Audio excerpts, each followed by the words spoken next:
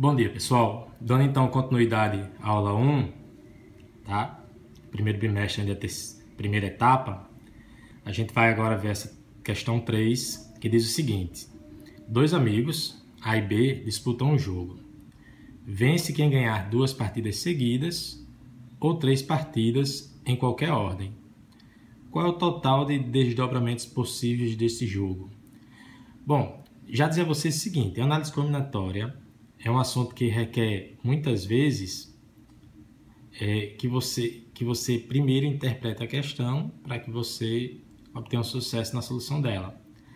E a melhor maneira de você interpretar a questão é você já ir tentando fazer o que o enunciado diz, tá?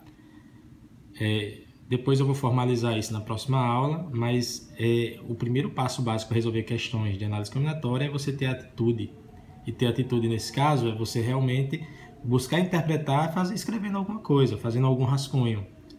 Então vamos lá. Dois amigos, A e B, disputam um jogo. Sim, mas que jogo? Né? Não entra em detalhes do jogo. A não ser que vai vencer o jogo quem ganhar 2 partidas seguidas, ou 3 em qualquer ordem. Então, digamos que na primeira partida,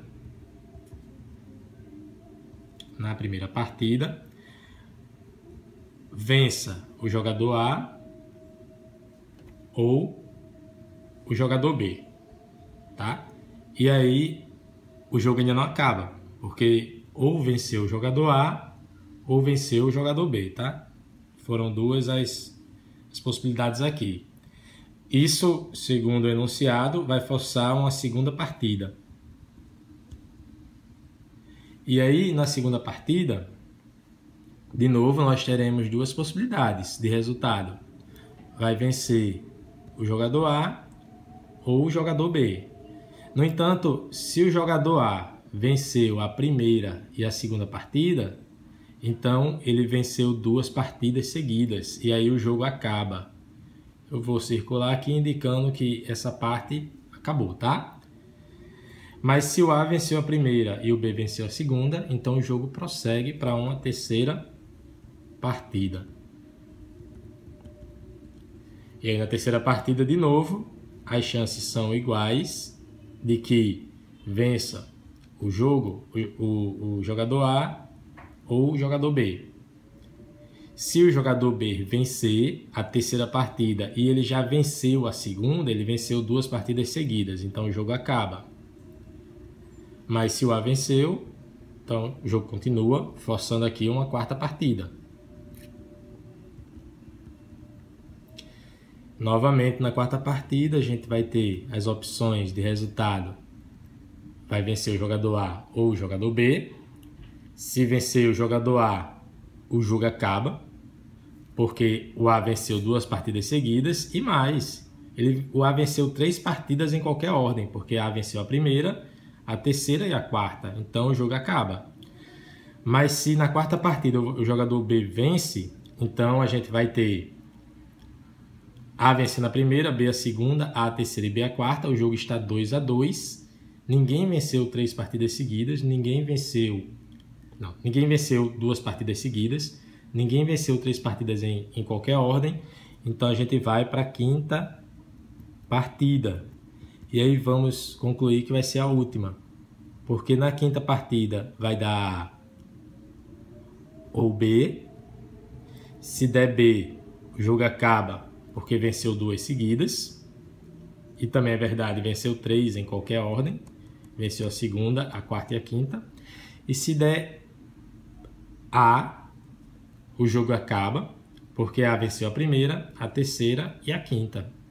A venceu 3 partidas em qualquer ordem.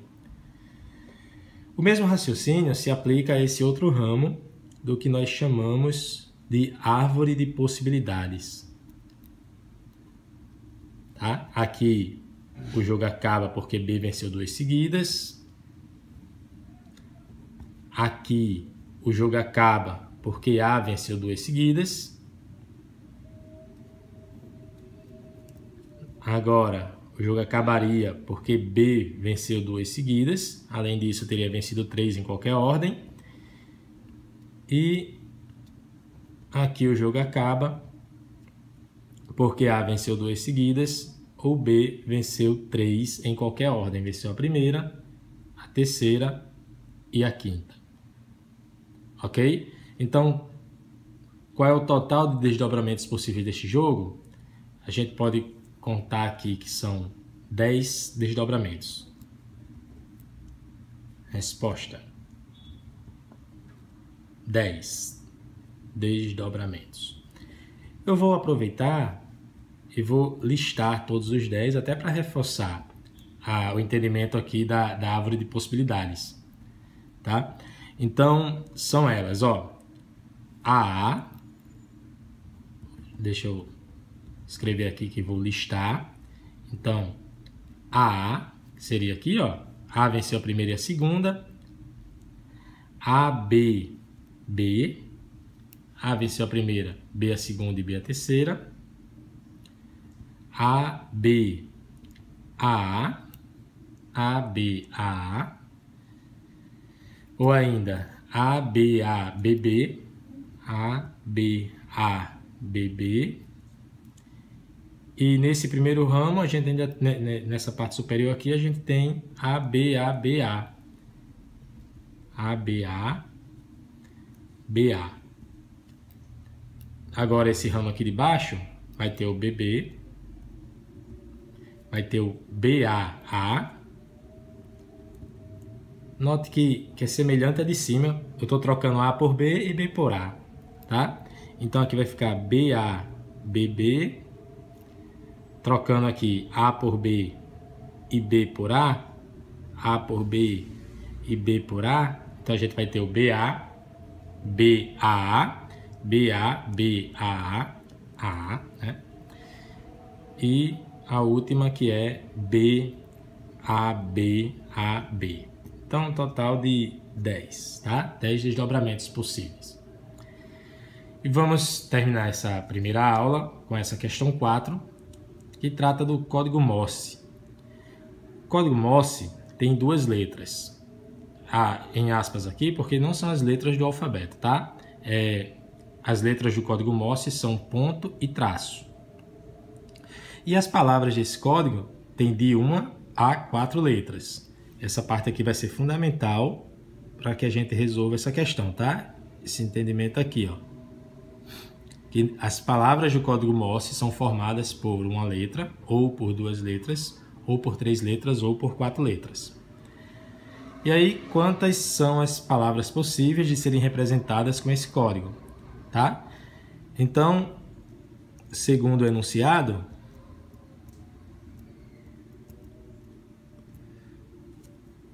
as palavras podem ter uma letra ou 2 letras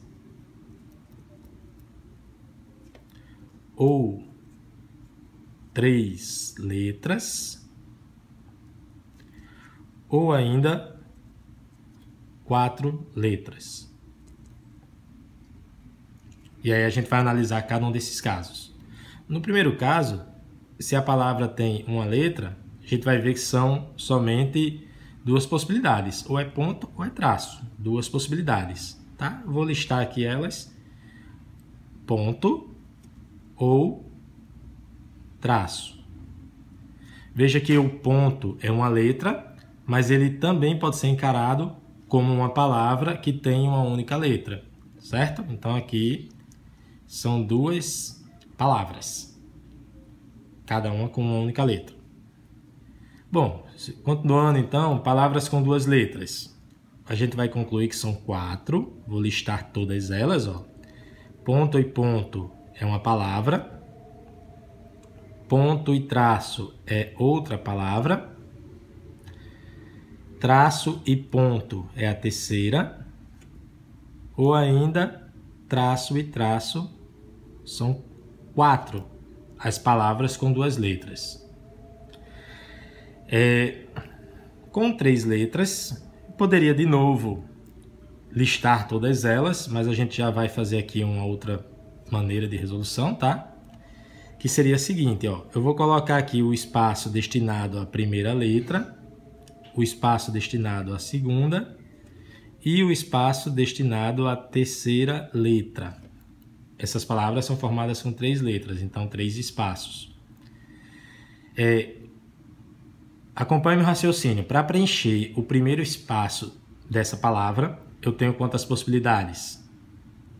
1, 2. Tenho 2 possibilidades. Eu posso preencher com um ponto ou com um traço. Para preencher a segunda posição dessa palavra, eu tenho de novo 2 possibilidades, ponto ou traço. E a terceira também ponto ou traço, 2 possibilidades.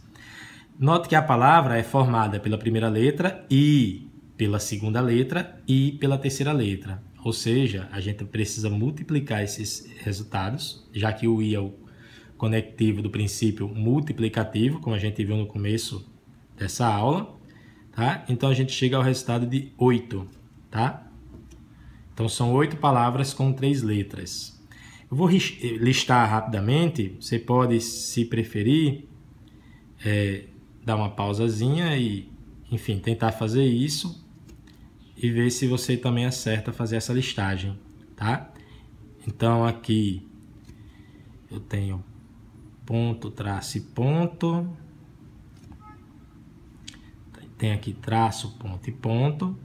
Eu comecei fazendo os 3 pontos, depois 2 pontos e um traço, 2 pontos e um traço, 2 pontos e um traço, só mudando a posição do traço.